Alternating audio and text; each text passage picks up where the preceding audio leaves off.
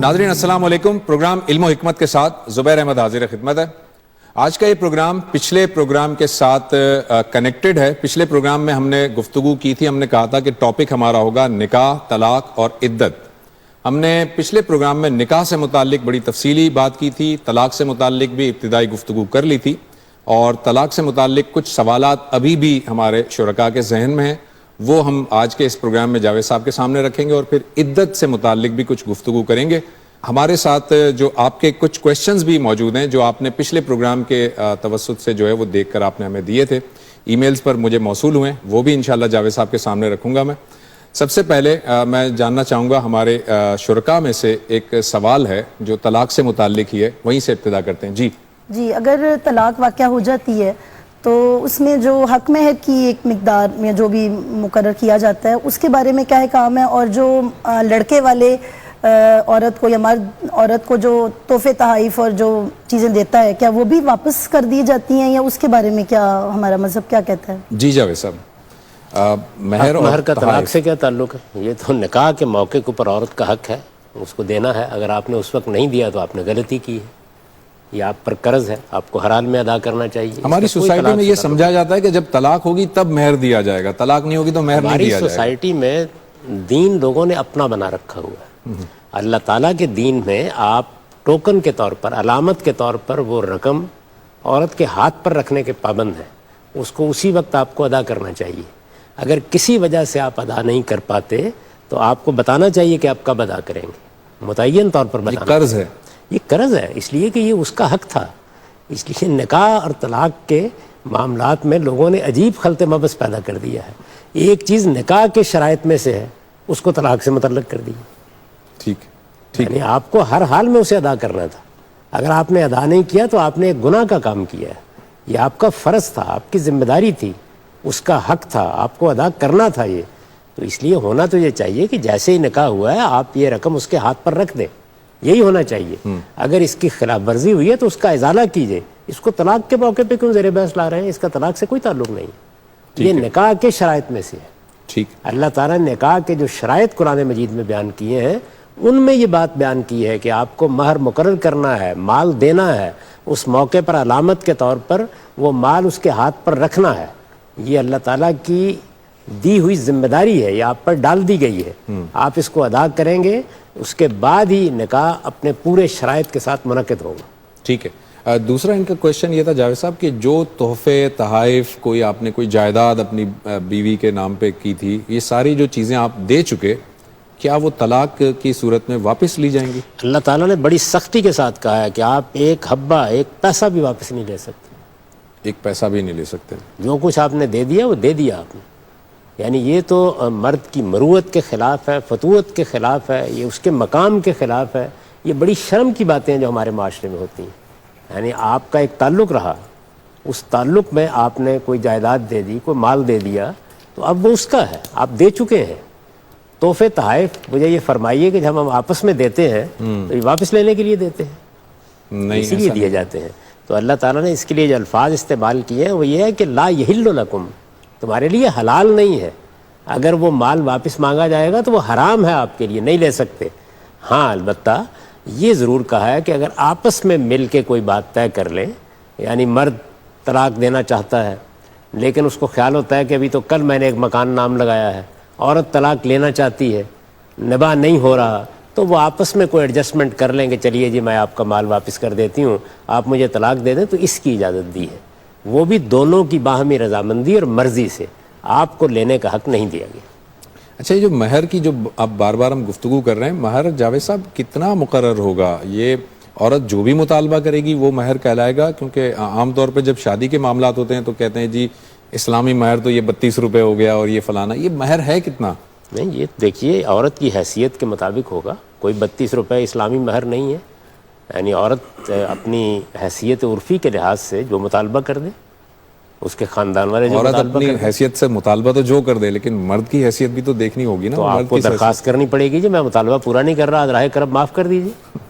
یعنی دیکھیے نا, ایک چیز دوسرے کا حق ہے تو آپ اس میں دوست کیسے جما سکتے ہیں؟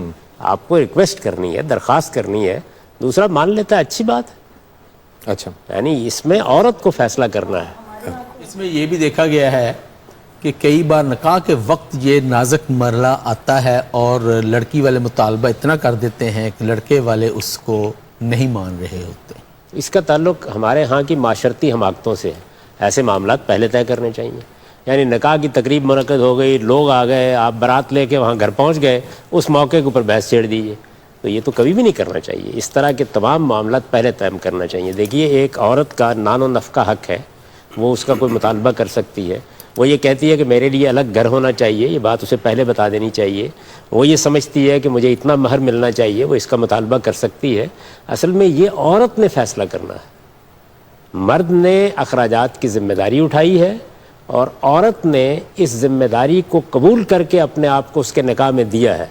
تو یہ سب کچھ اس نے طے کرنا ہے کہ وہ کیا قبول کرتی ہے. تو باہمی طور پر یہ معاملات خاندان میں بیٹھ کے طے ہو گئے, پہلے طے ہو گئے, جو چیز بھی ہو گئی اس کو آپ پہلے طے کیجئے, اس کے بعد تقریب کے موقع کے اوپر اس کو نہ چھیڑیے.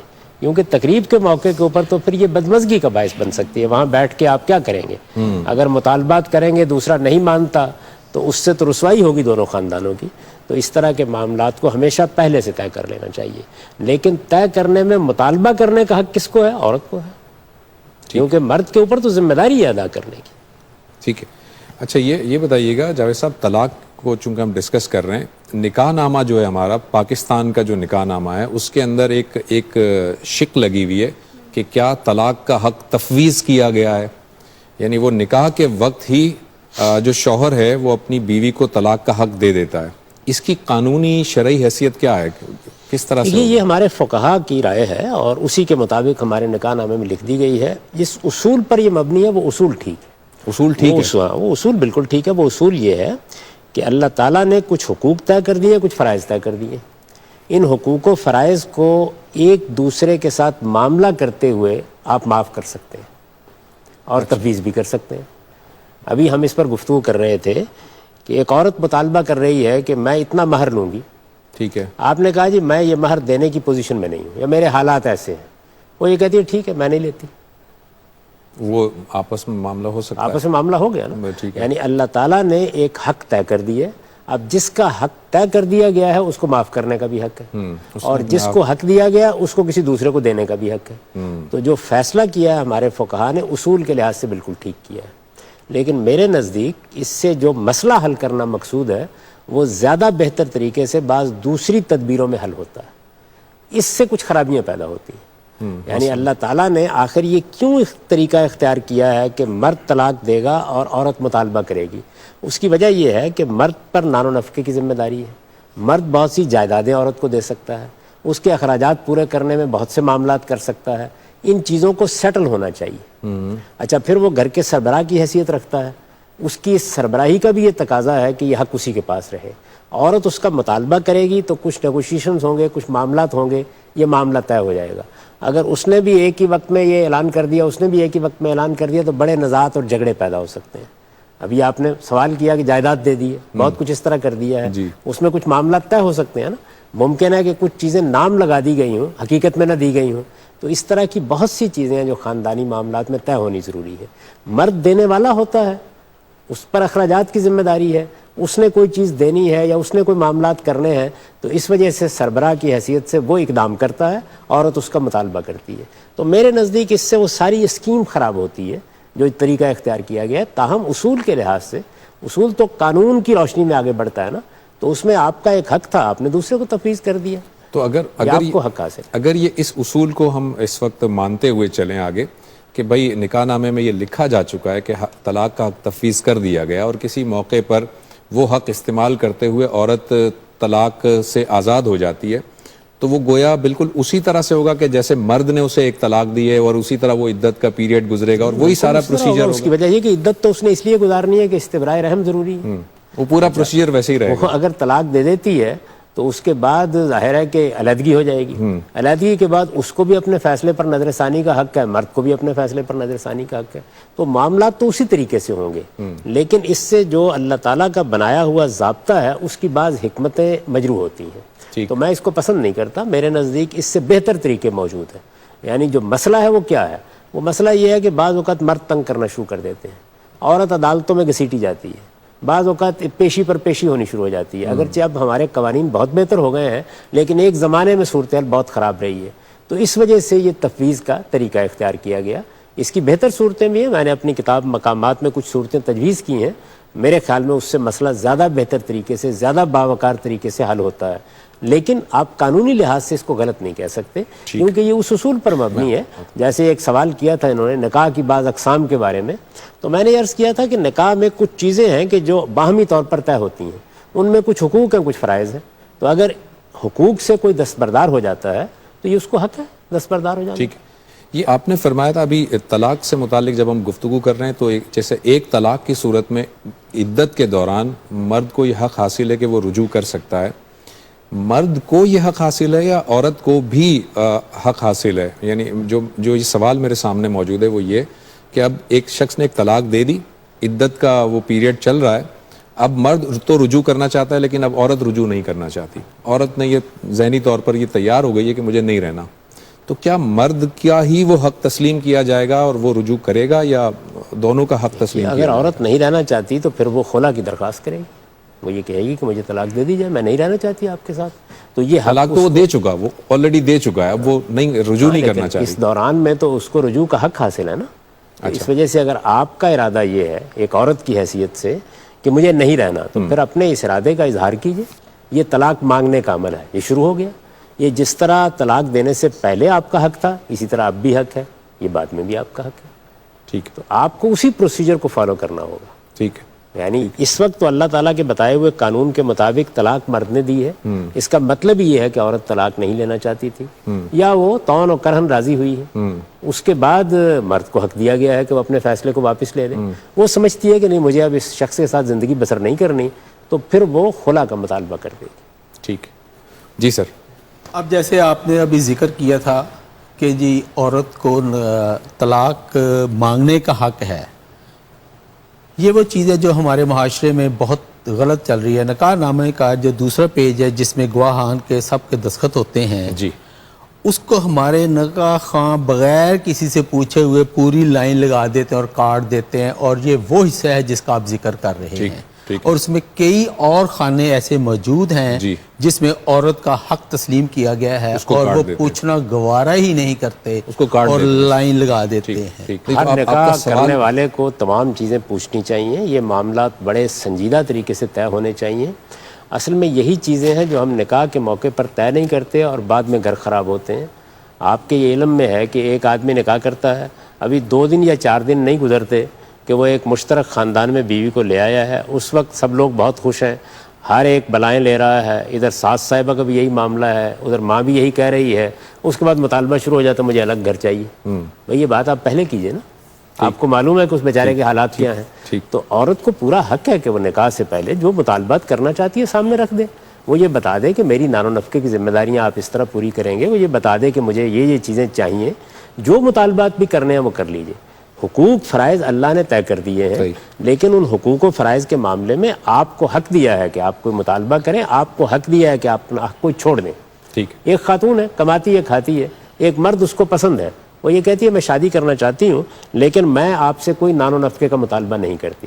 اللہ تعالیٰ نے تو اسی کو حکم دیا ہے کہ تمہیں نان و نفقہ پورا کرنا ہے, لیکن اس نے خود چھوڑ دیا. اس کو پورا حق ہے چھوڑ دینے, اس نے ذمہ داری خود لے لی. تو اصل میں جو چیزیں بھی اللہ تعالیٰ طے کرتے ہیں وہ انصاف کے ساتھ طے کر دیتے ہیں. ان میں آپ نے کسی چیز کو شعوری طور پر سمجھ کر سوچ کر چھوڑ دیا, وہ آپ کا حق تھا. جیسے ابھی ہم تفویض طلاق پر گفتگو کر رہے تھے کہ اللہ نے جو طریقہ اختیار کیا وہ تو وہی ہے کہ مرد طلاق دے گا, عورت طلاق کا مطالبہ کرے گی. مرد نے اس موقع کے اوپر طے کر لیا کہ بھائی تم بھی جب چاہو علیحدگی کر سکتی ہو. ٹھیک ہے. تو یہ گویا جو حق اللہ نے مرد کو دیا تھا وہ اس نے عورت کو تفویض کر دیا. صحیح. تو یہ اصول کے لحاظ سے ٹھیک ہے. رسالت مآب صلی اللہ علیہ وسلم نے بھی ایک موقع پر یہ فرمایا ہے کہ نکاح کے وقت جو بھی شرائط آپ طے کر لیں وہ سب سے زیادہ اس کا حق رکھتی ہیں کہ ان کو پورا کیا جائے. ٹھیک. تو ہمارے ہاں عام طور پر یہ موقع ایسا ہوتا ہے کہ اس میں لوگ ایک دوسرے سے بات بھی نہیں کرتے. وہی جیسے ابھی ایک بزرگ نے یہ پوچھا تھا کہ ہم تو یہ کرتے ہیں کہ عین تقریب منعقد ہو جاتی ہے اس وقت مہر طے کرنے بیٹھ جاتے ہیں. نہیں, یہ پہلے بیٹھنا چاہیے اور پہلے بیٹھ کے تمام حقوق و فرائض آپس میں طے کر لینے چاہیے. عورت کو بھی اپنی بات صفائی کے ساتھ کہنی چاہیے, مرد کو بھی اپنی بات صفائی کے ساتھ کہنی چاہیے. جو خلاصہ ہے وہ یہ ہے کہ یہ ایک باہمی معاہدہ ہے, اس کی ایک روح ہے، اس سے ایک ادارہ قائم کرنا مقصود ہے۔ اللہ تعالیٰ نے یہ ادارہ بچے کی حفاظت کے لیے قائم کیا ہے، یہ انسان کی پرورش، پرداخت اور اس کی ذمہ داریوں کو پورا کرنے کی ضرورت ہے۔ اس کی اس روح کو قائم رکھ کے حقوق و فرائض طے کیجیے۔ اللہ کے طے کردہ حقوق و فرائض وہ اللہ کی کتاب میں بیان ہو گئے ہیں، اس میں آپ نے کوئی تبدیلی کرنی ہے اپنے طریقے کے اوپر، کچھ لینا ہے، کچھ دینا ہے، اس موقع پر واضح طریقے پہ بتا دیجیے، یہ صحیح طریقہ ہے یہ کام ٹھیک ہے۔ کرنے اچھا جاوید صاحب، ایک تو یہ شکل ہے کہ مرد سوچ سمجھ کر ٹھنڈے دل و دماغ سے طلاق دے، ایک تو یہ بات۔ دوسرا، عورت نے مطالبہ کیا، عورت کے مطالبے کو تسلیم کرتے ہوئے مرد اسے طلاق دے دے، جس کو ہم خلا کہتے ہیں۔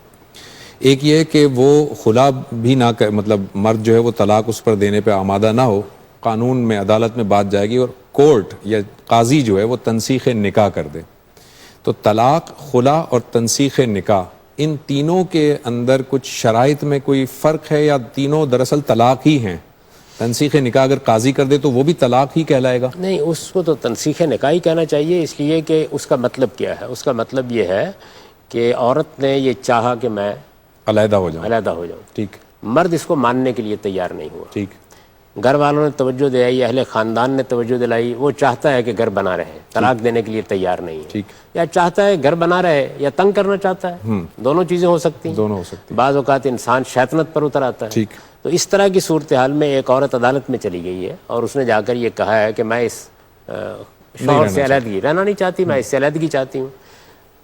عورت کو یہ بتایا جائے گا کہ یہ تمہارا گھر ہے، یہ آباد ہوا تھا، اس میں کچھ معاہدات ہوئے تھے، اچھی بات یہی ہے کہ گھر کو آباد رکھو۔ عدالت کو بھی یہی کام کرنا چاہیے پہلے، لیکن ساری نصیحتیں بیکار ہو گئیں، خاتون تیار نہیں ہے، اب مرد کو حکم دیا جائے گا کہ تم طلاق دے دو، ٹھیک ہے، اگر وہ مان لیتا ہے، طلاق دے دیتا ہے تو طلاق ہی ہوگی، اس right، کو آپ اصطلاح میں خلا بھی کہہ دیتے ہیں، ٹھیک ہے، یعنی عورت نے علیحدگی کی درخواست کی، مرد نے گھر میں نہیں مانی، عدالت میں جا کے مان لی یا عدالت کے حکم پر مان لی، ٹھیک ہے، رسالت میں آپ صلی اللہ علیہ وسلم کے سامنے مقدمات پیش ہوئے، آپ نے کسی کو حکم دیا، ظاہر سرتابی کی گنجائش نہیں تھی، اس نے طلاق دے دی، لیکن شوہر طلاق دینے کے لیے نہیں آمادہ ہو رہا، عدالت کا حکم بھی نہیں مان رہا، بلایا جاتا آتا بھی نہیں ہے، تو عورت کو معلق نہیں رکھا جائے گا، پھر عدالت فیصلہ کر دے گی کہ ہم اس نکاح کو ختم کر رہے ہیں، یہ اصل میں تنسیخ نکاح ہے۔ آپ نے جو طلاق کا طریقہ کار بتایا جو آپ فرما رہے ہیں، قرآن میں اسی طرح سے پروسیجر ہے کہ آپ ایک ہی طلاق دیں گے، گواہوں کی موجودگی میں دیں گے، پھر ایک عدت کا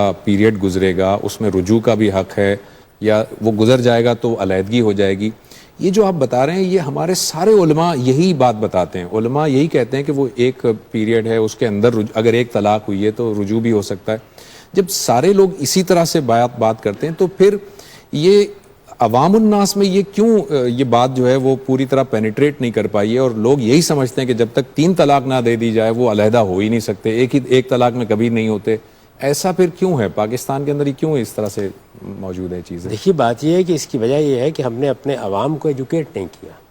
ہونا یہ چاہیے کہ چونکہ سب علماء یہ بات کہتے ہیں، جی، ہر ایک کی یہی رائے ہے، بالکل، یہ جو بحث ہمارے یہاں پیدا ہوتی ہے وہ یہ ہے کہ جب کوئی اللہ کے بتائے ہوئے قانون کی خلاف ورزی کر دے تو اب کیا کرنا ہے، یعنی اختلاف وہاں ہو رہا ہے، وہاں سے کنفیوژن آ رہی ہے۔ یعنی اللہ کے قانون کی خلاف ورزی کی صورتیں دیکھیے کیا ہے، اس نے ایام میں طلاق دے دی، یہ قانون کی خلاف ورزی ہے، اس نے طہر میں یہ دیکھے بغیر طلاق دے دی کہ بچے کی تمہید بن رہی ہے، یہ اللہ کے قانون کی خلاف ورزی ہے، اس نے ایک ساتھ 3، اس نے اشتعال کے عالم میں طلاق دے دی، ٹھنڈے دل و دماغ سے سوچ کر نہیں دی، یہ اللہ کے قانون کی خلاف ورزی ہے، اس نے ایک ہی وقت میں 3 طلاق دے دی، یہ اللہ کے قانون کی خلاف ورزی ہے، اس نے ایک حرام کام کیا ہے۔ اب یہ سوال پیدا ہوا کہ وہ کر دیا اس نے یہ کام، یعنی قانون کی خلاف ورزی کر دیا، تو کیا کیا جائے؟ علماء کے اختلافات اس میں ہیں، طلاق دینے کے طریقے کے بارے میں کوئی اختلاف نہیں ہے، طریقہ وہی ہے جو میں نے بیان کر دیا کہ آپ ایک طلاق دیں گے، آپ ٹھنڈے دل و دماغ کے ساتھ سوچ سمجھ کے دیں گے، آپ اشتعال کے عالم میں کبھی یہ اقدام نہیں کریں گے، آپ طہر میں یہ اقدام کریں گے، ایام میں نہیں کریں گے، آپ دیکھیں گے کہ آپ نے بچے کی تمہید تو نہیں باندھی، ساری چیزیں دیکھ کر طلاق دیں گے۔ تو یہی طریقہ ہے جو سارا دین میں بیان ہوا ہے، یہی قرآن میں بیان ہوا ہے، یہی حدیثوں میں بیان ہوا ہے۔ اصل سوال یہ پیدا ہوتا ہے کہ اگر اس کی خلاف ورزی کر دی ہے تو کیا کیا جائے، اس میں کچھ اختلافات ہیں، ٹھیک، تو اس لیے یہ پہلے سمجھ لینا چاہیے کہ طریقے میں کوئی اختلاف نہیں ہے، طریقہ سب کے نزدیک ایک ہی۔ ٹھیک ہے۔ اچھا، یہ جس طرح سے حکومت پاکستان نے ایک نکاح نامہ بنایا ہے، ایک پورا سرٹیفکیٹ ہے، جب 2 لوگ آپس میں زندگی گزارنے کے لیے ایک معاہدہ کرتے ہیں تو وہ ایک سرٹیفکیٹ ہے جس کو لکھتے ہیں، پھر وہ رجسٹر ہوتا ہے، حکومت کے پاس رجسٹر ہوتا ہے۔ طلاق نامہ بھی ایسا اگر کوئی ہو, ایسی کوئی دستاویز ہو, تو یہ ساری جو صورتیں ہیں, سارے جو جھگڑے ہیں, یہ کافی حد تک ختم ہو جائیں گے. میری بھی رائے یہی ہے. دیکھیے میں نے تو جس زمانے میں اسلامی نظریاتی کونسل کا میں رکن تھا تو طلاق نامہ مرتب کر دیا تھا, وہ اب بھی اس کے ریکارڈ میں موجود ہوگا, اور اس موقع کے اوپر بہت اصرار کے ساتھ یہ کہا بھی تھا کہ اس کو اسی طریقے سے نکاح رجسٹرار کے پاس رکھوا دینا چاہیے. ایک زمانے میں نکاح رجسٹرار کے پاس کچھ نہیں ہوتا تھا, لوگ اپنے طور پر کوئی دستاویز لکھ لیتے تھے, بعض اوقات کوئی وثیقہ نویس لکھ دیتا تھا, بعض اوقات وثیقہ نویسوں نے نکاح نامے چھپوائے ہوتے تھے, وہ آپ کو دے دیتے تھے. اس کے بعد حکومت نے یہ طریقہ اختیار کیا تو اب لوگوں کی اتنی تربیت ہو گئی ہے کہ وہ یہ تصور بھی نہیں کرتے کہ نکاح رجسٹرار کو بلائے بغیر یا وہ فارم پورا کیے بغیر نکاح ہو سکتا ہے. ایسا ہو گیا نا. تو اگر آپ طلاق کے معاملے میں یہ طریقہ اختیار کریں کہ اس میں ایک باقاعدہ طلاق نامہ بنا دیں جس میں بالکل ٹھیک طریقے سے ساری شکیں موجود ہوں, اور آدمی نے بس اس میں اپنا نام لکھنا ہو یا یہ کرنا ہو, تو اس سے کئی فائدے ہوں گے. یعنی پہلی چیز تو یہ جو اشتعال کے عالم میں لوگ طلاق کہہ دیتے ہیں, اس کا کلا کما ہو جائے گا. لوگ باقاعدہ جائیں گے, وہاں سے جا کے طلاق نامہ لیں گے, سنجیدگی کے ساتھ اقدام کریں گے, اور اس کے بعد وہ وہاں جائے گا, اس کی ایک رجسٹریشن ہوگی. تو یہ سارا معاملہ ایک قاعدے میں آ جائے گا. ہمارے ہاں اس کو قاعدے میں لانے کی آئلی قوانین میں کوشش کی گئی, اور بڑے غلط طریقے سے کوشش کی گئی. یعنی اس میں پھر 3 طلاق دلواتے ہیں. یہ حیرانی کی بات ہے, اس کی کوئی ضرورت نہیں ہے. وہی ایک طلاق ہے, وہ دی ہے. دوسری طلاق کا سوال اس وقت پیدا ہوتا ہے جب آپ نے وہ طلاق دے کے واپس لے لی اور پھر کبھی زندگی میں طلاق دینے کی ضرورت پیش آئی. یعنی اگر آپ بیان کریں تو یوں نہیں ہے کہ 3 طلاق دی جاتی ہیں, یوں ہے کہ ایک رشتہ نکاح میں اللہ تعالیٰ نے آپ کو 2 مرتبہ طلاق دے کے واپس لینے کا حق دیا ہے, اور تیسری بار کے بعد حق نہیں دیا. یہ ہے صحیح قانون. ٹھیک. اچھا جاوید صاحب, اس میں ایک چیز اور بھی بتائیے گا کہ عام طور پر ہم دیکھتے ہیں کہ طلاق ہو جانے کے بعد جب میاں بیوی علیحدہ ہو گئے, عدت گزر گئی, علیحدہ ہو گئے, اب شوہر پر اس اپنی سابقہ بیوی کی کفالت کی کوئی ذمہ داری تو نہیں ڈالی گئی. تو یہ ایک عجیب سی بات لگتی ہے, اور یہ ایک بظاہر ایسا لگتا ہے کہ اس کے ساتھ بڑی حق تلفی ہوگی اس خاتون کے ساتھ جس کو عمر کے آخری حصے میں وہ پہنچی ہے, اور شوہر نے اسے طلاق دے دی کسی بھی وجہ سے, اور وہ علیحدہ ہو گئی. اب اس کا کوئی سہارا نہیں ہے, اس کے رشتہ دار, اس کے والدین, اس لڑکی کے, اب تو وہ عورت ہے, اس کے والدین بھی اس دنیا سے فوت ہو چکے ہیں, کوئی رشتہ دار نہیں ہے, اور کفالت کی ذمہ داری بھی شوہر پر ڈالی نہیں گئی. اب وہ عورت کہاں جائے گی؟ نہیں, ایسا نہیں ہے. قرآن مجید کی سورہ بقرہ میں آپ دیکھیے, اللہ تعالیٰ نے بڑی سختی کے ساتھ یہ کہا ہے کہ آپ طلاق دے رہے ہیں تو آپ پر لازم ہے کہ آپ اس کو اب کوئی متاع دے کے بھیجیں. اچھا, اس کو مطلق رکھا ہے اس لیے کہ حالات مختلف ہو سکتے ہیں. تو وہ جو حقاً علی المتقین ہے اس میں یہ الفاظ ہے, خدا سے ڈرنے والوں پر لازم ہے کہ وہ اس کو دے دلا کے رخصت کریں. وہ دینے دلانے کا عمل بالاقساط بھی ہو سکتا ہے, یکمشت بھی ہو سکتا ہے, اس کے لیے کوئی قانون ریگولر بیسس پہ بھی ہو سکتا ہے. جی بالکل, پوری زندگی کے لیے. یعنی وہ حالات کے لحاظ سے عدالت فیصلہ بھی کر سکتی ہے. اچھا, اللہ تعالیٰ نے جو اصول بتایا ہے اس طرح کے معاملات میں وہ بھی قرآن میں بیان ہو گیا ہے کہ ہر آدمی پر ذمہ داری اس کے حالات کے لحاظ سے ڈالی جائے. دیکھیے, جو ذمہ داری آپ ایک کھاتے پیتے آدمی پر ڈالیں گے وہ ایک غریب آدمی پر تو نہیں ڈال سکتے. تو اس وجہ سے حالات دیکھ کر یہ ذمہ داری ڈالی جا سکتی ہے. اللہ تعالیٰ نے تو خود مرد کو کہا ہے کہ وہ یہ ذمہ داری اٹھائے, طلاق دینے کے بعد اس کو کچھ متاع حیات دے کر رخصت کرے. یعنی اس نے آگے اب جو زندگی بسر کرنی ہے اس کا کچھ سامان دے کے رخصت کیا جائے اس کو. وہ سامان کتنا دینا ہے آپ کی حد وسع کے مطابق نہیں, جو آپ کی حیثیت ہے حیثیت کے مطابق, اپنی حیثیت کے مطابق دیجیے. یہ اصول یہی بتایا گیا. اب حیثیت کے مطابق آپ نے خود فیصلہ کیا, باہمی طور پر طے ہو گیا, قانون کو مداخلت کی ضرورت نہیں ہے. لیکن اگر یہ معلوم ہو کہ لوگ اس کا لحاظ نہیں کرتے, وہ ایسے ہی عورتوں کو گھر سے باہر نکال دیتے ہیں. ہمارے معاشرے میں عورتیں عام طور پر دوسری شادی بھی نہیں کرتی, تو آپ قرآن مجید کی اس آیت کو سامنے رکھ کے قانون سازی کر سکتے ہیں. ٹھیک ہے, اور اس میں عدالتیں فیصلہ کر سکتی ہیں, اس میں کوئی چیز مانے نہیں. ٹھیک. جی جی سر, طلاق ہونے کے بعد جو عدت کی جو مدت ہے وہ, اور اگر کسی عورت کا شوہر جو ہے اس کی وفات ہو جاتی ہے تو اس کی جو عدت ہے اس کا ٹائم پیریڈ سیم ہے, اور اگر ڈیفرنٹ ہے تو ایسا کیوں ہے؟ یہ بہت اچھا سوال آپ نے کیا. دیکھیے, میں نے ابھی طلاق پر گفتگو کرتے ہوئے بار بار یہ کہا ہے کہ طلاق جب آپ دیں تو ٹھنڈے دل و دماغ کے ساتھ دیں, سوچ سمجھ کے دیں. عورت ایام سے ہو تو آپ کو طلاق نہیں دینی چاہیے. ایام گزر جائیں, طہر ہو تو پھر بھی دیکھیں کہ اس میں مقاربت تو نہیں ہوئی, تعلق تو نہیں قائم ہوا, تب طلاق دیں. اب طلاق دیتے وقت آپ یہ ساری چیزیں دیکھ سکتے ہیں. جب آدمی دنیا سے رخصت ہوتا ہے تو یہ حادثہ تو اچانک ہو جائے گا. یعنی اس میں تو یہ نہیں طے کیا جا سکتا کہ ایام میں وفات تو نہیں ہو گئی, مقاربت تو نہیں ہوئی تھی. تو اب عدت کیوں مقرر کی گئی ہے؟ اس لیے مقرر کی گئی ہے کہ بچے کے بارے میں کوئی شبہ نہ پیدا ہو جائے. تو وہاں اللہ نے مدت بڑھا دی ہے, کیونکہ ان ساری چیزوں کا لحاظ رکھنا وہاں ممکن نہیں ہے. جب یہ کہا گیا کہ ایام میں نہ ہو, اس سے ایک مقصد ہے نا, تاکہ بچے کے معاملے میں کوئی شبہ نہ پیدا ہو جائے. جب یہ کہا گیا ہے کہ طہر میں ہو, مقاربت نہ ہوئی ہو, تو وہاں بھی مقصود یہ ہے کہ بچے کے بارے میں کوئی شبہ پیدا نہ ہو جائے. تو 3 مہینے میں عام طور پر جو پرانا لوگوں کا تجربہ تھا, آج بھی ہے, صورتحال واضح ہو جاتی ہے. لیکن شوہر کی وفات کسی بھی وقت ہو سکتی ہے, تو اس میں احتیاط کا تقاضا یہ ہوا کہ کچھ مدت بڑھا دی جائے. تو اللہ تعالیٰ نے 1 مہینہ 10 دن مدت اور بڑھا 4 مہینے 10 دن. بڑھانے کی وجہ یہ ہے, اور یہی وجہ ہے کہ چونکہ یہی دیکھنا مقصود ہے کہ بچے کا معاملہ کیا ہے. تو اس وجہ سے اگر کل بچے کی پیدائش ہو جائے, مثلا طلاق دی اور بچے کی پیدائش ہو گئی 10 دن کے بعد, تو عدت ختم ہو جائے گی. ایک شوہر دنیا سے رخصت ہو گیا, 3 دن کے بعد بچے کی پیدائش ہو گئی, عدت ختم ہو جائے گی. اسی طرح کسی عورت کے ساتھ نکاح ہوا ہے لیکن تعلق قائم نہیں ہوا, تو کوئی عدت نہیں ہوگی. تو عدت کا مقصد ہی اصل میں بچے کے بارے میں ہر شبے کو دور کر دینا ہے. ٹھیک.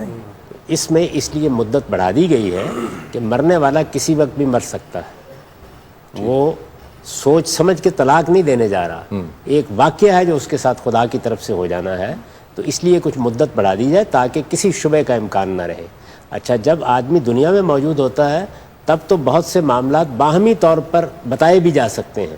یہاں تو صورتحال یہ ہے کہ وہ دنیا سے رخصت ہو گیا, تہمت لگنے کے بھی بڑے امکانات ہوتے ہیں. تو اس وجہ سے تھوڑی سی مدت احتیاط کے طور پر بڑھا دی گئی. ٹھیک ہے جاوید صاحب, پھر آپ کی جو ڈسکشن ہے اس سے جو نتیجہ نکل رہا ہے وہ یہ کہ اگر ایک خاتون ہے جس کا نکاح ہوا, رخصتی نہیں ہوئی اور رخصتی سے پہلے ہی شوہر نے طلاق دے دی, تو پھر اس کا مطلب اس کے لیے تو اب عدت ہے ہی نہیں. جی نہیں, قرآن مجید نے واضح کر دیا کوئی عدت نہیں ہے. اسی طرح یہ بھی بتا دیا کہ جب حاملہ ہے تو جیسے ہی وضع عمل ہوگا, یعنی بچے کی ولادت ہو جائے گی, عدت ختم ہو جائے گی. ٹھیک. تو عدت کا مقصد ہی اس کے سوا کچھ نہیں ہے. صحیح. دونوں صورتوں میں یہی ہے, دونوں صورتوں میں خواہ طلاق ہوئی ہے خواہ عورت بیوہ ہو گئی ہے, بچے کے معاملے میں اطمینان کرنا ہے. جیسے ہی اطمینان ہو جائے گا عدت ختم ہو جائے گی. تو اس کا مطلب اب دوسرا پھر یہ بھی ایکسٹریم کیس ہو سکتا ہے کہ ایک خاتون اپنی عمر کے اس حصے میں ہے جہاں پر حمل کی کوئی صورت ممکن ہی نہیں ہے, اگر اس ایج میں وہ بیوہ ہو گئی ہیں یا اس ایج میں ان کو طلاق ہو گئی ہے, تو پھر ان کی بھی کوئی عدت نہیں ہوگی. ظاہر بات ہے کہ جب ایسی عمر آ گئی ہے کہ جس میں آپ یقین سے کہہ سکیں. دیکھیے, چونکہ بہت سے ایسے تجربات ہیں کہ بڑی عمر میں بھی حمل ہو گیا یا بچے کی تمہید بن گئی, تو اس لیے احتیاط کا مشورہ دیا جاتا ہے. لیکن جس کو آپ یقین کہتے ہیں, جس کے لیے آپ ممکن نہیں کا لفظ استعمال کرتے ہیں, اگر یہ قانون کے تحت بھی ممکن نہیں تک نوبت پہنچ گئی ہے یا طبی تحقیقات میں بھی یہ بات ممکن نہیں یقینی ہے تک پہنچ گئی ہے, تو عدت ختم ہو جائے گی. ختم ہو جائے گی. اسی وجہ سے قرآن مجید نے آئسہ عورتوں کے بارے میں کہا ہے کہ ان تب تم اگر شبہ ہو تو تب عدت ہوگی. ٹھیک ہے. تو یہ جو عدت کے بارے میں یہ بھی جو کہا جاتا ہے کہ عدت کے دوران, چاہے وہ طلاق والی عدت ہو یا بیوہ ہونے کی صورت میں ہو, عدت کے دوران عورت جو ہے وہ گھر سے باہر نہیں نکلے گی, کسی سے ملاقات نہیں کرے گی. اگر وہ جاب کرتی تھی تو اپنے آفس بھی نہیں جائے گی, اپنے ضرورت کے لیے بھی باہر نہیں نکلے گی. یہ ساری باتیں پھر کہاں سے آ گئی؟ نہیں, ان میں سے کوئی چیز بھی ضروری نہیں ہے. دیکھیے, اصل چیز جو ہے وہ دین میں مقصود کو دیکھا جاتا ہے کہ وہ کیا ہے. یعنی مقصد کیا ہے؟ بچے کی حفاظت, بچے کے نسب کی حفاظت, عورت کو تہمت لگنے سے بچانا. ٹھیک ہے, یہ مقصود ہے. تو ظاہر ہے کہ اس میں پھر کچھ احتیاطوں کی تاکید کی جاتی ہے کہ آپ ایسی جگہ نہ جائیے جہاں کوئی تہمت لگنے کا اندیشہ ہو. ٹھیک. ایسا کوئی کام نہ کیجیے جس میں بچے کے بارے میں کوئی اشتباہ پیدا ہو جائے. تو یہ جتنی چیزیں ہیں اس کو سد ذریعہ کہتے ہیں. یعنی ایک مقصد ہے, اس مقصد میں کوئی چیز رکاوٹ بن رہی ہے یا اس کو حاصل کرنے میں معاون ہو رہی ہے, تو اس کے لیے کچھ تلقین کر دی جاتی ہے کہ ان چیزوں کا خیال رکھیں. یہ خیال رکھنے کی چیزیں ہیں, یہ قانونی چیزیں نہیں ہیں. قانونی چیز صرف یہی ہے کہ اس نے نکاح نہیں کرنا. ٹھیک ہے, آپ کچھ پوچھنا چاہ رہے ہیں؟ اب جو آپ ذکر کر رہے ہیں عدت کا, اس میں ہمارے معاشرے میں پھر وہی ایک خرابی کی بات آ گئی کہ اگر کوئی بزرگ خاتون بھی بیوہ ہوتی ہے تو اس پر بھی یہ ساری پابندیاں عدت کی لگا دیتے ہیں. حالانکہ آپ نے ابھی فرمایا ہے کہ چونکہ بچے کے ساتھ یہ منسلک ہے یہ باتیں, اور وہ اس ایج میں نہیں ہے کہ بچہ پیدا ہونے کا امکان ہو, تو مگر ہمارے معاشرے میں پھر بھی یہ پابندیاں اس پر لاگو ہوتی ہیں. میں نے اس کے جواب میں یہ عرض کیا جی کہ چونکہ اس طرح کے بعض شاذ واقعات دنیا میں پیش آ گئے ہیں کہ بڑی عمر میں بھی بچے کی صورتحال پیدا ہو گئی، تو اس لیے احتیاط کے طور پر یہ کہا جاتا ہے. اور وہ پابندی کیا ہے کہ اس کو نکاح نہیں کرنا. البتہ اگر موجودہ زمانے میں ایک ڈاکٹر، ایک باہر آپ کو سرٹیفکیٹ دے دیتا ہے کہ بچے کا کوئی امکان نہیں ہے، تو ظاہر ہے کہ ذمہ داری ختم ہو جائے گی. عدت کے دوران کسی دوسرے مرد سے شادی کا ارادہ کا اظہار کر سکتی ہے عورت؟ اللہ تعالیٰ نے اس کو پسند نہیں کیا کہ اس دوران میں یہ معاملات کیے جائیں، کیونکہ اس سے بھی کچھ خرابیاں پیدا ہو جاتی ہیں. اور یہ کہا ہے کہ اشارے کنائے میں کوئی بات آپ نے اشارے میں کہہ دیں، وہ تو ہے، ورنہ انتظار کریں. اور یہ ضرور کرنا چاہیے، کیونکہ اس سے پھر بعض ایسے مسائل پیدا ہو جاتے ہیں جو خاندانوں کے لیے بہت کچھ شرمندگی کا باعث بن سکتے ہیں. تو جو اللہ نے قانون بنایا ہے اس قانون کی مصلحت، اس کی حکمت دیکھنی چاہیے کیا ہے. یہ مدت کیوں مقرر کی گئی ہے؟ میں نے بار بار عرض کیا کہ استبراء رحم کے لیے، یعنی بچے کے بارے میں اطمینان کے لیے. یہ اطمینان آج کے سائنسی دور میں کسی دوسرے ذریعے سے ہو جاتا ہے تب بھی یہ ذمہ داری نہیں رہے گی. وضع حمل ہو جاتا ہے تب بھی یہ ذمہ داری نہیں رہے گی. یقینی طور پر معلوم ہے کہ کوئی مقاربت نہیں ہوئی تب بھی یہ ذمہ داری نہیں رہے گی. ٹھیک ہے. یہ جاوید صاحب یہ بھی بتائیے گا کہ ایک جو بیوگی والی عدت ہے اس کے اندر سوگ کا کیا ہے؟ وہ پورا جو عدت کا پیریڈ ہے وہ عورت جو ہے وہ سوگ میں گزارے گی. وہ ظاہر ہے اس طرح سے اپنے آپ کو بنائے گی، سنوارے گی نہیں. بیوہ کے بارے میں یہ. لیکن ایک طلاق کی صورت میں جب عدت ہوتی ہے تو کیا یہ بھی کہا گیا ہے کہ وہ اپنے آپ کو ذرا زیبائش کرے تاکہ رجوع کا کوئی صورت نکل آئے؟ اس کی ذرا وضاحت کریں. دیکھیے ایسی باتیں کہی نہیں جاتی، یہ تہذیبی چیزیں ہوتی ہیں. ٹھیک. ایک عورت اگر یہ سمجھتی ہے کہ مجھے طلاق نہیں ہونی چاہیے، میرے خاوند نے اگر طلاق کا فیصلہ کر لیا ہے تو یہ فیصلہ اسے واپس لے لینا چاہیے، تو آپ اس کو یہ نصیحت کر سکتے ہیں کہ بیوی ایسے ماحول پیدا کرنے کی کوشش کرو کہ وہ اپنا فیصلہ واپس لے لے. ٹھیک ہے. اب وہ ماحول پیدا کرنے کے لیے وہ کیا اقدامات کرتی ہے، گھر میں رہتے ہوئے کن چیزوں کو اپنے لیے موضوع سمجھتی ہے، آپ اس میں کوئی بزرگ کی حیثیت سے مشورہ دے سکتے ہیں، کوئی بڑا مشورہ دے سکتا ہے. تو بس اسی تک محدود رہنا چاہیے. یہ چیزیں قانونی نہیں ہوتی. اور یہ اللہ تعالیٰ نے ہدایت فرمائی ہے کہ وہ گھر بھی نہ چھوڑے. مقصد یہی ہے کہ اس سے یہ فائدہ حاصل ہو سکتا ہے. اللہ تعالیٰ ہو سکتا ہے کوئی بہتر صورت پیدا کر دے. ٹھیک ہے. لعل اللہ یحدث بعد ذلک امرا، ممکن ہے اللہ تعالیٰ اس کے نتیجے میں کوئی ایسی شکل پیدا کر دے کہ ٹوٹتا ہوا گھر بچ جائے. تو اس کے لیے عورت کو بھی تلقین کرنی چاہیے. اب آپ قاعدے کے مطابق مقرر کر دیں کہ نہیں اس میں فلاں طرح کا لباس پہنو تو حالات ٹھیک ہو جائیں گے. نہیں، یہ تو اس عورت کو دیکھنا ہے کہ وہ مرد کی حالت کو دیکھ کر، اپنے گھر کو دیکھ کر، اپنے مزاج کو دیکھ کر کیا اقدامات کر سکتی ہے کہ جس کے نتیجے میں اس کا گھر بچ جائے.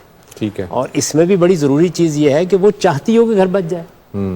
اگر وہ اس نتیجے پر پہنچتی ہے کہ اچھا ہو گیا، میں تو اس سے نجات حاصل ہی کرنا چاہتی تھی، تو پھر آپ اس کو یہ تلقین کیا کریں گے.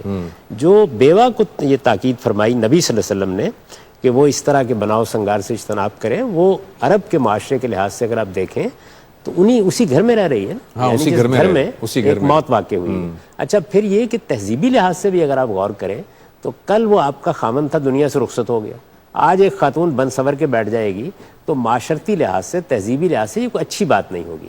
تو یہ نبی صلی اللہ علیہ وسلم نے ایک بڑی عمدہ تلقین فرمائی ہے کہ سادہ لباس پہن کے یہ وقت گزارو، وقار کے ساتھ، عزت کے ساتھ. دین میں دونوں طرح کی چیزیں ہوتی ہیں. کچھ قانونی چیزیں ہیں جو لازم کر دی جاتی ہیں، کچھ چیزوں کی ترغیب دی جاتی ہے، تلقین کی جاتی ہے، اچھی باتیں بتائی جاتی ہیں. تو یہ ساری چیزیں ترغیب تلقین کی ہیں. اور میرا خیال یہ ہے کہ یہ کہنے کی بھی ضرورت نہیں ہے. یعنی ایک خاتون اگر اپنی تہذیبی تربیت رکھتی ہے تو وہ کبھی یہ کرے گی بھی نہیں اس گھر میں رہتے ہوئے. لیکن جاوید صاحب ابھی آپ نے جو بات بتائی کہ تہذیبی تربیت ہے، وہ اسی گھر میں رہ رہی ہے، کل وہ اس کا شوہر تھا، آج وہ فوت ہو گیا ہے اور وہ بناؤ سنگار کر کے رہے، یہ مناسب نہیں لگتا. یہ بات اس شوہر پر بھی تو صادق آتی ہے، وہ بھی اسی جگہ رہ رہا ہے. کل ایک عورت تھی اس کے ساتھ، اس کی بیوی تھی، آج وہ فوت ہو گئی. تو شوہر تو اس طرح سے اتنا لمبا پیریڈ جو ہے وہ اپنے جو اس میں ہے سوگ کی کیفیت میں تو نہیں گزارتا. پھر تو شوہر کے اوپر بھی ایک تعلق کے اور اس تہذیبی تقاضے ہونے چاہیے. تو ایسا ہی ہوتا ہے. دیکھیے اگر کوئی آدمی اگلے دن نکاح بیٹھ جائے تو عام طور پر انگلی اٹھتی ہے اس کی جانب بھی، لیکن قانونی پابندی اس لیے نہیں لگائی گئی کہ اس کو عدت نہیں گزارنی. یعنی عورت پر یہ پابندی کیوں لگائی گئی ہے؟ اس لیے کہ وہاں بچے کا امکان ہے. شوہر کے یہاں اس کا کوئی امکان نہیں تو قانونی پابندی تو نہیں ہوگی، لیکن تہذیبی روایات میں بہت سی چیزیں پسندیدہ ہوتی ہیں. ٹھیک. تو آپ یہ دیکھیے کہ رسالت مآب صلی اللہ علیہ وسلم بھی کبھی کوئی قانونی حکم بیان کرتے ہیں، کبھی ایک تہذیبی تربیت کی بات کرتے ہیں، کبھی شریفانہ آداب بتاتے ہیں. یہ ساری چیزیں دین میں موجود ہوتی ہیں. جاوید صاحب، طلاق کی صورت میں بچوں کی کفالت کی ذمہ داری کس پر عائد ہوتی ہے؟ اگر دونوں ہی یہ کہیں کہ جی ہم دونوں ہی اس کے ذمہ دار نہیں ہیں، وہ بھی علیحدہ ہو جاتا ہے شوہر بھی اور وہ عورت بھی رکھنے کو تیار نہیں ہے، ایک تو کفالت کی ذمہ داری کس کی ہے اور دوسرا بچے کس کی کسٹڈی میں ہونے چاہیے؟ ایک یہ ہے کہ ذمہ داری کس کی ہے؟ ذمہ داری تو ہر حال میں شوہر کی ہے. جب تک کہ بچے بالغ نہ ہو جائیں. نہیں، بالغ ہونے کے بعد بچے اپنے پاؤں پر کھڑے ہوں گے تو ذمہ داری ختم ہوگی نا. اچھا. آپ نے جب باپ کی حیثیت سے اقدام کیا تھا، بچے کی تمہید باندھی تھی، تو آپ نے کچھ ذمہ داریاں اٹھا لی تھیں. وہ ذمہ داریاں اب آپ کو پوری کرنی ہیں. ٹھیک ہے. تو یہ ذمہ داری تو ہر حال میں شوہر کی رہے گی. اس نے کما کے لانا تھا جب وہ اس کے نکاح میں تھی، اب کفالت کرنی ہے اس لیے کہ بچے اس کے ہیں. بچوں کو تو طلاق نہیں ہوئی. ٹھیک ہے. ہاں میں نے تو عرض کیا کہ طلاق جس عورت کو دی ہے اس کے بارے میں بھی اللہ تعالیٰ نے کہا ہے کہ حقاً علی المتقین، آپ کو کچھ متاع حیات اس کو دینی ہے. ٹھیک. تو یہ تو آپ کے بچے ہیں. تو جب تک یہ پاؤں پہ کھڑے نہیں ہو جاتے تب تک اس کی ذمہ داری. جیسے آپ کے گھر میں اگر بچے ہوں گے تو کب تک ذمہ داری ہے؟ یعنی اس وقت تک ذمہ داری ہے نا. ٹھیک. بچے اپنے پاؤں پر کھڑے نہیں ہوئے یا خود کمانے کے قابل نہیں ہوئے تو باپ ہی ذمہ داری اٹھائے گا. تو ذمہ داری اس پر رہے گی. اب رہ گئی یہ بات کہ اگر کسی کی کسٹڈی میں دینا ہے تو رسالت مآب صلی اللہ علیہ وسلم نے بچے کے معاملے میں یہی فیصلہ کیا کہ جب تک وہ اپنا فیصلہ خود کرنے کی پوزیشن میں نہیں ہے تو ماں کو دینا چاہیے. اچھا، ماں کی تربیت میں رہے گا وہ. ماں کی تربیت میں رہے گا اس لیے کہ ماں کی آغوش زیادہ ضروری ہے اس کے لیے. اچھا. ماں ہی ذمہ داریوں کو ادا کر سکتی ہے، لیکن مالی کفالت کی ذمہ داری اس صورت میں بھی شوہر پر ہوگی یا مرد پر ہوگی. تو وہ ماں کے پاس رہے گا. جس وقت بچہ اپنا فیصلہ کرنے کی پوزیشن میں آ گیا تو اب اس سے پوچھا جائے گا. وہ کہتا ہے میں باپ کے پاس رہتا ہوں تو باپ کے پاس بھیج دیا جائے گا. وہ کہتا ہے کہ میں ماں کے پاس رہنا چاہتا ہوں تو ماں کے پاس بھیج دیا جائے گا. ٹھیک ہے. ان کا سوال یہ بھی ایک تھا کہ اگر دونوں اس ذمہ داری کو ادا کرنے کے لیے تیار نہ ہوں تو پھر معاملہ عدالت تک جائے گا. پھر باپ کو تو مجبور کیا جائے گا، مجبور کہ یہ اس کے فرائض میں سے ہے. ٹھیک. اس نے اگر یہ ذمہ داری ادا نہیں کی تو وہ حق تلف کر رہا ہے. ٹھیک ہے. بلکہ اس سے آگے بڑھ کے زیادتی کر رہا ہے. تو زیادتی سے روکنا ریاست کی ذمہ داری ہے. حق تلفی کو روکنا ریاست کی ذمہ داری ہے. اس کو حکم دیا جائے گا کہ وہ یہ کام کرے، اور اگر ایسا نہیں کرتا تو جیل میں ڈالا جائے گا. ٹھیک ہے. وہ کیسے انکار کر سکتا ہے؟ ہاں، اس کو کوئی معذوری لاحق ہو گئی ہے تو پھر معاشرے کو ذمہ داری ادا کرنی چاہیے. اچھا جاوید صاحب، ہم نے نکاح سے متعلق جو ہے وہ گفتگو اپنے پچھلے پروگرام میں کی تھی. تو پچھلے پروگرام کے حوالے سے بھی ہمارے پاس کچھ ای میلز ہیں جو نکاح سے متعلق ہیں. طلاق سے متعلق بھی کچھ سوالات ہیں. پہلے میں نکاح سے متعلق ایک سوال پوچھنا چاہ رہا ہوں. وہ یہ کہ ہم نے پچھلے پروگرام میں ایسی کوئی ڈسکشن نہیں کی تھی. یہ کہہ رہے ہیں کہ نکاح کے لیے عورت اور مرد ان دونوں کی عمر کا تعین کیا اسلام نے کیا ہے؟ کیونکہ پاکستانی قانون تو یہ کہتا ہے کہ جی فلاں ایج تک جو ہے وہ اس کی لڑکی کی شادی نہیں کر سکتے اور اس ایج تک لڑکے کی شادی نہیں ہو سکتی. لیکن اسلام نے تو یہ بلوغت کی بات کی ہے. تو بلوغت تو 12 سال کی عمر میں بھی ہو سکتی ہے اور وہ 14 سال کی عمر میں بھی ہو سکتی ہے. دیکھیے، اسلام کا جو مزاج ہے وہ یہ ہے کہ وہ بہت پابندیاں نہیں لگاتا، اصولی بات کر دیتا ہے. حکومتیں، ریاستیں، معاشرے یہ دیکھتے ہیں کہ کہیں کسی کا حق تو تلف نہیں ہو رہا. تو ہم نے اپنے معاشرے میں یہ دیکھا کہ جب چھوٹی عمر میں بچیوں کی شادی کر دی جاتی ہے تو نہ وہ گھریلو ذمہ داریاں انجام دے سکتی ہیں، نہ گھر در کے معاملات سنبھالنے کی پوزیشن میں ہوتی ہیں. بعض اوقات ان کی صحت پر بھی اس کے برے اثرات پڑتے ہیں. تو اس کے لیے ایک عمر مقرر کر دی گئی. یہ اصل میں وہ دائرہ ہے کہ جس میں مذہب نے کوئی حکم نہیں دیا تھا جس کی خلاف ورزی کرنی تھی. یہ مباحات کا دائرہ تھا. جو مباحات کا دائرہ ہے اس میں وہی اصول ہوگا کہ اگر کوئی حق تلفی ہو رہی ہے تو اس کو روکنے کے لیے آپ قانون سازی کر سکتے ہیں. کوئی ظلم یا زیادتی ہو رہی ہے تو اس کو روکنے کے لیے قانون سازی کر سکتے ہیں. تو میرے نزدیک یہ قانون بالکل ٹھیک ہے.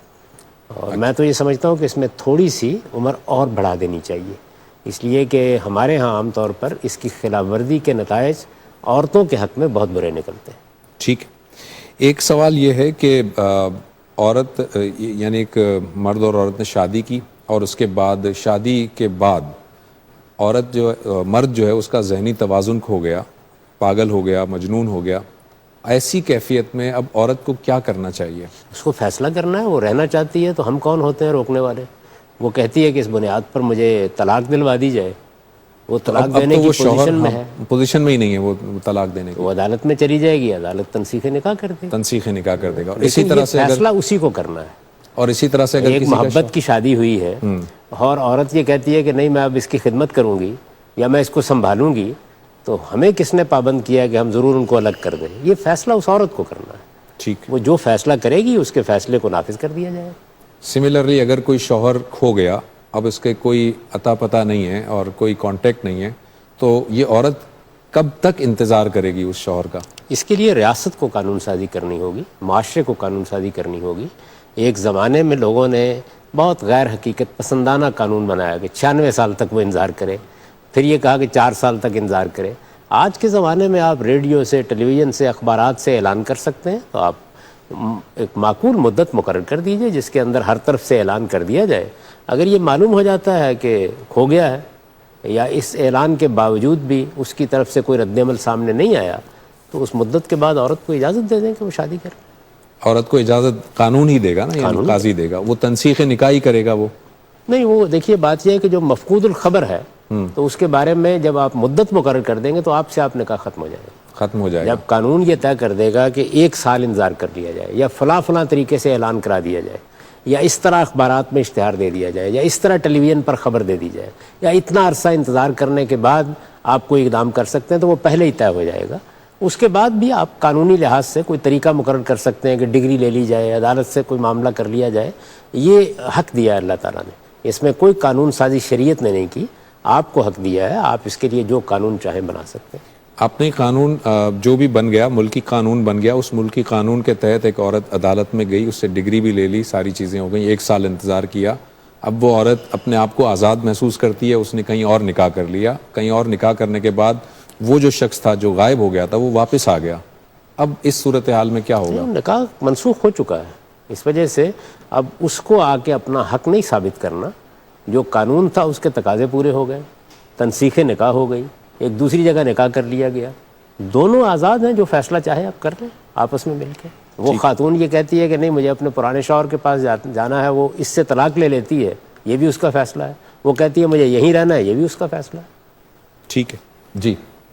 سر کچھ معاملات ایسے ہیں جس میں اسلام اور قانون آپس میں تضاد ہے ان کا، اگر کسی ایسے معاملے کو قانونی شکل مل جاتی ہے، کل پاکستان میں کہ اس کو اسلام میں حرام یا غلط قرار دیا گیا لیکن اس کو قانونی شکل دے دی گئی ہے، تو اس ایسے معاملے میں عوام اگر اس کو پریکٹس کرتے ہیں، نہیں مسئلہ آپ کو اگزامپل دیں گے کہ جس کو اسلام نے حرام قرار دیا ہو، غلط ایکسپوز، جیسے اب ہم طلاق کی بات کر رہے ہیں، طلاق میں قانونی شکل ہمارے پاس کچھ اور ہے، جیسے آپ نے بتایا ویسے پریکٹس نہیں ہو رہا، تو اس صورتحال میں جو قانونی شکل موجود ہے کہ ایک ہی بار میں 3 طلاقیں دے دیں اور طلاق ہو گئی، تو اس صورتحال کو مد نظر رکھتے ہوئے تو عوام اس کو پریکٹس کرے گی، اس کو قابل قبول سمجھا جائے گا، جیسا آپ بتا رہے ہیں اس کو سمجھا جائے گا؟ نہیں دیکھیے، عوام کو فیصلہ کا حق دیا گیا ہے، کوئی قانون ایسا نہیں بنایا گیا جو آپ کو پابند کرتا ہے کہ آپ فلاں طریقہ ضرور اختیار کریں، آپ نے فیصلہ کرنا ہے۔ جب کوئی طریقہ آپ غلط اختیار کرتے ہیں، قانون اس وقت مداخلت کرنے کا حق رکھتا ہے۔ تو اس وجہ سے پاکستان میں جو طریقہ بتایا ہے قانون نے اس میں خامی ہے، لیکن آپ پابند نہیں ہے کہ آپ وہ طریقہ اختیار کریں۔ اگر آپ یہ کہیں کہ میں ایک طلاق دوں گا، وہی طریقہ اختیار کروں گا جو اللہ تعالیٰ نے بتایا ہے، اس کے پیغمبر نے بتایا ہے، تو قانون آپ کو مجبور نہیں کرتا اس کے لیے، تو اس لیے کوئی تصادم نہیں پیدا ہوتا ہے، نہیں ہوگا۔ ٹھیک۔ اچھا ایک سوال یہ جاوید صاحب کہ جو طلاق کا جو بڑھتا ہوا رجحان ہے، اس کو کم کرنے کے لیے کن اقدامات کی ضرورت ہے؟ یہ لوگوں کو ایجوکیٹ کیا جائے، انہیں تعلیم دی جائے گی، اس لیے کہ آپ یہ دیکھیں گے کہ لوگ طلاق کیوں دیتے ہیں، کیا وجہ ہے اس کی۔ جو سماجیات کے ماہر ہیں، انسانی نفسیات پر جو لوگ کام کر رہے ہوتے ہیں، جو معاشرتی تبدیلیوں کا مطالعہ کرتے ہیں، وہ یہ دیکھتے ہیں کہ کسی سوسائٹی کے اندر کیا رجحانات پیدا ہو رہے ہیں، تو یہ مطالعہ ایک اچھے معاشرے میں ہمیشہ کرتے رہنا چاہیے۔ اگر آپ مجھ سے پوچھیں گے تو میں بتا سکتا ہوں کہ شرح کیوں بڑھ رہی ہے، اس کے پیچھے کچھ سماجی عوامل ہیں، کچھ معاشی عوامل ہیں، کچھ جو سوسائٹی میں تبدیلیاں آئی ہیں وہ اس کا باعث بن رہی ہیں، اور لوگوں کو شادی بیاہ کے ادارے سے متعلق ہم نے ایجوکیٹ نہیں کیا، تعلیم نہیں دی، اس کے کچھ نتائج نکل رہے ہیں۔ تو ان تمام عوامل کا جائزہ لے کے آپ ان کو درست کرنے کی کوشش کریں گے تو آپ سے آپ بہتری آ جائے گی۔ یعنی جب بھی کسی معاشرے میں کوئی خرابی پیدا ہوتی ہے تو اس میں صحیح طریقہ یہ ہوتا ہے کہ آپ مطالعہ کر کے دیکھیں خرابی کا باعث کیا چیز بن رہی ہے، ٹھیک، وہ چیزیں اگر آپ نے متعین کر لی ہیں کہ یہ 1 2 3 4 چیزیں باعث بن رہی ہیں تو انہی کو ہدف بنا کے آپ ان کی اصلاح کی کوشش کرتے ہیں, اس سے خرابی میں کمی آ جاتی ہے. اس دنیا میں خرابی دور کر دینا, خرابی کا خاتمہ کر دینا یہ نہ میرے بس میں ہے نہ آپ کے بس میں ہے. یہ تو رسالت مآب صلی اللہ علیہ وسلم کے مبارک دور میں بھی نہیں ہو سکا. یعنی اس میں بھی آپ دیکھتے ہیں بہت سے لوگوں نے غلطیاں کی ہیں, جرائم کا ارتکاب کیا, سزائیں دینی پڑی ہیں. تو کچھ نہ کچھ خرابی رہے گی, لیکن خرابی کو آپ کم کر سکتے ہیں. میرا اپنا احساس یہ ہے کہ موجودہ زمانے میں مرد و عورت دونوں اصل میں یہ جان کر شادی کرتے ہی نہیں ہے کہ شادی کیا ہے. یعنی ان کے خیال کے مطابق یا تو یہ محبت کا معاملہ ہے, یا زیادہ سے زیادہ یہ ہے کہ آپ نے ایک تعلق کو قانونی شکل دے دی ہے. یہ شادی ایک ادارہ ہے, یہ خدا کی تخلیقی اسکیم میں شامل ہونا ہے, یہ ایک بچے کی ذمہ داری اٹھانا ہے, یہ ایک گھر بنا کے, ایک خاندان, ایک ادارہ بنا کے آپ کو مرتے دم تک اس کے تقاضے پورے کرنے ہیں. یہ ایک ذمہ دارانہ اقدام ہے. عام طور پر اس کی تربیت نہیں دی جاتی. تو اس کا نتیجہ یہ نکلتا ہے کہ پھر لوگ ذرا بیزاری محسوس کرتے ہیں, خوابوں کے محل ذرا ٹوٹتے ہیں, تو اس کے بعد وہ علیحدگی اختیار کر لیتے ہیں. ٹھیک ہے جاوید صاحب, ہمارا وقت ختم ہوا چاہتا ہے. آخری کویشچن ہے وہ یہ کہ ہم نے پچھلے پروگرام میں نکاح پر گفتگو کی تھی اور مرد کے لیے یہ بھی بات کی ہوئی تھی کہ وہ 1 سے زائد بھی نکاح کر سکتا ہے. تو اس دوسرا نکاح کرنے کے لیے یا تیسرا نکاح کرنے کے لیے وہ پہلی بیوی سے اجازت لینے کو کیوں ضروری نہیں سمجھا گیا؟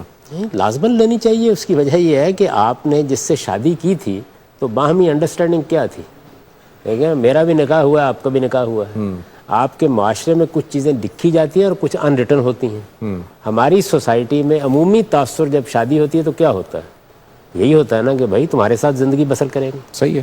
اس وجہ سے آپ اگر دوسری شادی کا فیصلہ کرتے ہیں تو آپ اس معاہدے کی خلاف ورزی کرنے جا رہے ہیں. تو آپ کو پوچھنا چاہیے دوسرے فریق سے.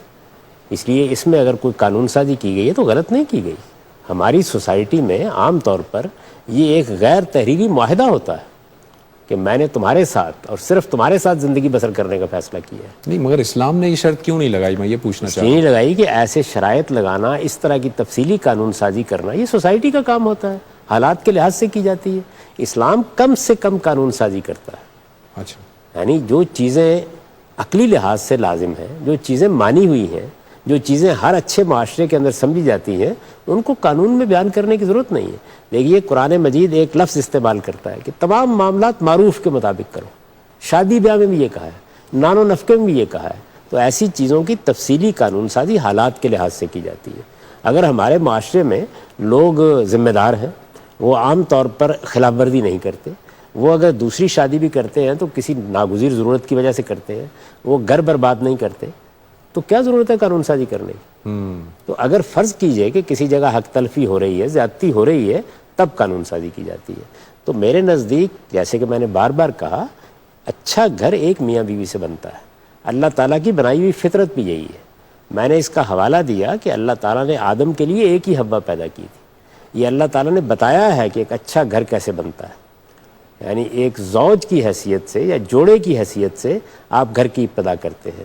اور اگر آپ دیکھیں, تجربے کے لحاظ سے بھی دیکھیں, تو یہ ایک میاں بیوی ہے کہ جو اولاد کے ساتھ بھی وابستگی اختیار کرتے ہیں, گھریلو زندگی بھی جن کی پرامن ہوتی ہے, پرسکون ہوتی ہے, بڑھاپا بھی وفاداری کے ساتھ گزرتا ہے. تو انسان کی پوری شخصیت کے لحاظ سے بہترین طریقہ یہی ہے.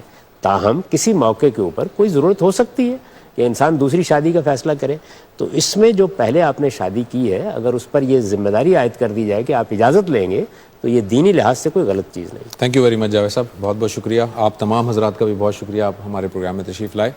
ناظرین, ہم نے یہ جو 2 پروگرامات کیے آپ کے سامنے کنٹینیوس, اس میں ہم نے ان دونوں پروگراموں میں نکاح کے متعلق کچھ گفتگو کی, نکاح سے متعلق سوالات رکھے جاوید صاحب کے سامنے, پھر ہم نے طلاق کے پورے پروسیجر کو ڈسکس کیا, قرآن کا پروسیجر ڈسکس کیا, اور جو اشکالات تھے, جو غلط فہمیاں تھیں, وہ بھی جاوید صاحب کے سامنے رکھیں, جن کا انہوں نے بڑے تفصیل سے جواب دیا. عدت سے متعلق بھی ہم نے گفتگو کی, اور بھی بہت سارے ایسے سوالات یقیناً ہوں گے آپ کے پاس جو ان ٹاپک سے ریلیٹڈ ہوں گے, جو اس پروگرام میں شاید پوچھے نہیں جا سکے. آپ ہمیں اس ای میل ایڈریس پر وہ سوالات بھیج سکتے ہیں, ih@duniatv.tv. اگلے پروگرام تک کے لیے زبیر احمد کو اجازت دیجیے. اللہ حافظ.